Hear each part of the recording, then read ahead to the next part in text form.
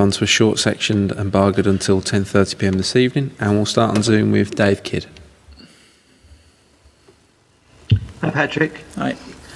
Just wanted to go back a little bit to the idea of your supposed poshness and that kind of thing. Is it true, you talk about maybe some myths here, is it true that Bielsa thought your dad was a billionaire, and how close did you get to going to Harvard? Is that true, that one? Bielsa didn't think it.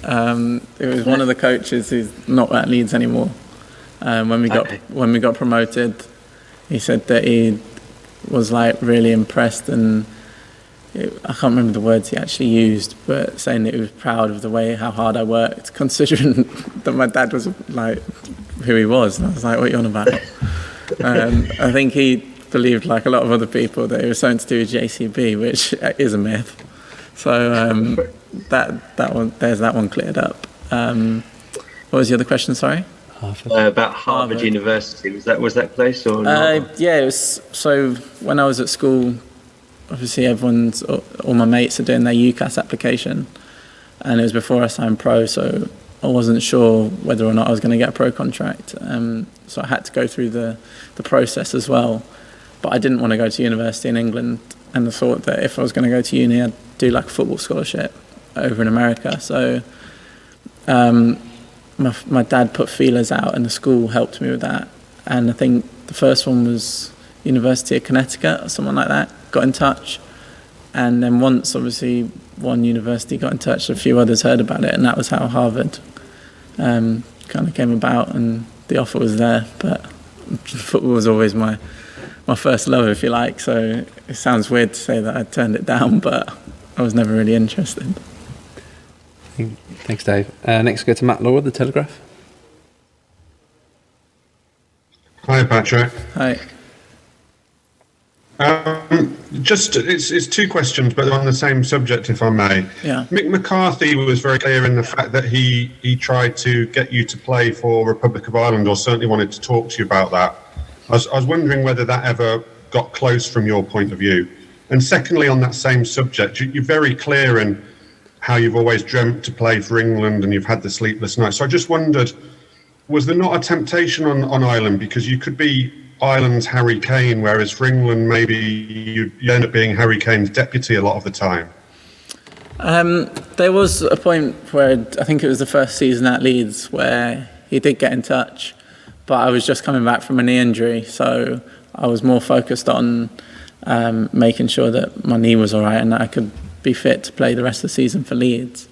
But also I felt that because my heart had always been like to play for England, and I'd always dreamt of that, I felt it would be wrong to then go and play for Ireland just because they'd asked me and just in order to play international football, because if I did that, then I might be keeping someone else out of that Irish team whose dream was set on and whose heart was for playing for Ireland.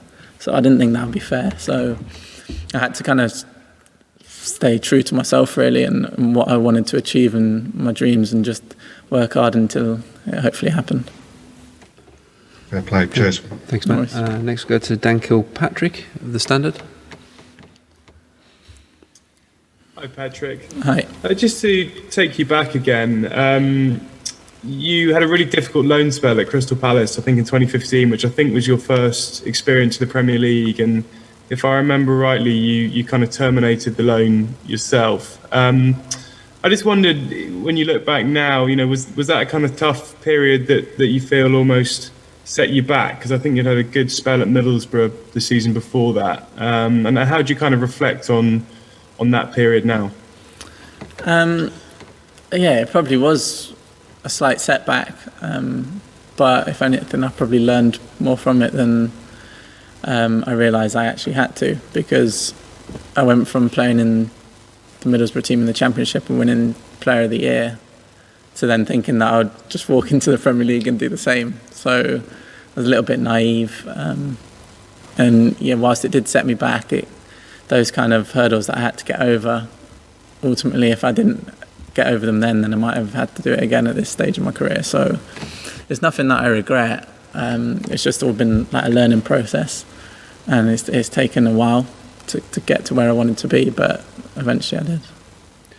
Thanks, Dan. Great, thank you. Okay, we've got 3 more to go on Zoom. Starting with Andy Dunn of the Mirror. Congratulations, Patrick. I just want to take you back to what you said earlier about the imprint that Bielsa's had on you. You said, you worked on certain aspects of your game that, you hadn't thought about before. I wonder if you could just elaborate on that. It's about more than just this hard work ethic that you've got there at Leeds? Yeah, I think that... You personally? Yeah, first and foremost, obviously, the hard work ethic that is kind of instilled in all of us is something that's going to carry us far. Even if, we were to leave Leeds today and go to a different team, that on its own would carry you a long way. But I never realised... I've always been quite a slim guy, but learning more about my nutrition, kind of taking everything a little bit more seriously and the effect that it can have. And then also the way that he's kind of, I wouldn't say I was unfit before, but that he's taken my fitness and the whole squad's fitness to another level, which if you can constantly run at a high tempo and high speed, high intensity, obviously you're going to always have a slight advantage as you go through the 90 minutes. So there's just 2 things that jump out straight away. Thanks, Andy. Matt Dunn from The Express. Hi, Patrick. Back to your school days again, I'm afraid. It was a rugby school, I believe. I mean, how much pressure were you under to forget all this football nonsense and get a proper education and carry on and study properly? And how much of an answer would an England cap be to anyone who tried to steer you down those lines? To be honest, no one actually tried to push me down those lines. The school I went to was brilliant. They actually kind of spoke to, when I was at Forest at the time, spoke to Forest and sorted out a timetable that worked so that I wouldn't miss too much school whilst doing my A-levels and still being able to train and play at Forest. I did have to stop playing rugby at about 15, which was probably a good thing because everyone started getting bigger and stronger and it wasn't for me then. But in terms of sticking it to them, that they actually helped more than a lot of people realise. Thanks, Matt. Next to Dom King of the Mail. Hi, Patrick. You just said something quite striking in about waiting for international football. You said that you didn't think it was very fair it would be very fair to stand in someone's way. Football's notoriously not fair. So how did you in those points last season when you heard your name being mentioned for England possibly getting called up and then obviously not getting into squads, was there ever a regret that you should have maybe been a bit selfish and followed it, or did you that sort of generosity to your spirit? Are you on about the standing in the way of an Irish player? Yeah. It's because people in football tend to look after themselves and they don't really think about others. It's quite a ruthless, selfish industry, and for you to sort of think about other people ahead of yourself is quite striking. Yeah, I just think that if I went and played for Ireland just in order to be able to play international football, when my dream as a little kid was always to play for England, and somebody else's dream might have always been to play for Ireland, and then I ended up taking that slot just because I felt like the England one might never come, and it might be without sounding disrespectful, the easy option because it's been offered to me, then I don't think that's the right thing to do. And I always believed in myself that I'd get to the England stage. So it wasn't so much just being, I guess, selfless and not standing in someone's way. It was also partly that I believed that eventually I'd get to this level at some point. Yeah, but sorry, if I can just add, because Peter Crouch said something in his column yesterday. He said he'd spoken to you. I know you did a podcast with him. He said he knew you were worried last year when those squads were being announced and you weren't in anyone. So how did you sort of deal with that worry? Did you ever think time was going to run out?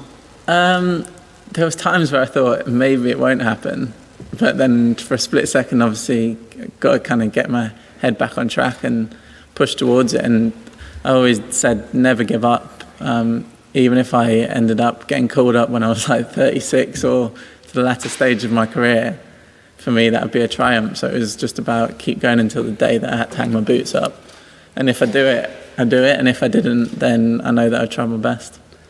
Thanks, Dom. We've had a late hand from our hosts on Thursday, so we'll finish with one from Benci Babchak from the Mzeti Sport in Hungary.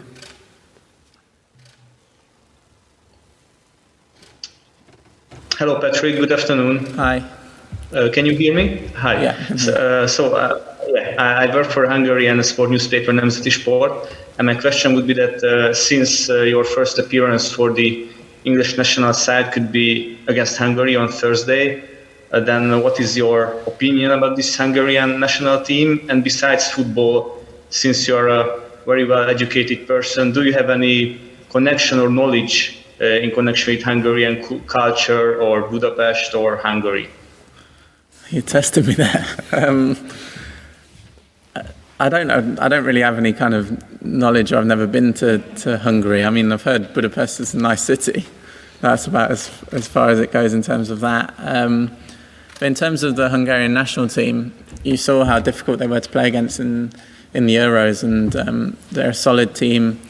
Obviously, they've got a fantastic stadium, and the fans get behind them and make it difficult. So we know that they are a tough team, and you see from some of the results that they got in the group games how good they are. So it would definitely be a test.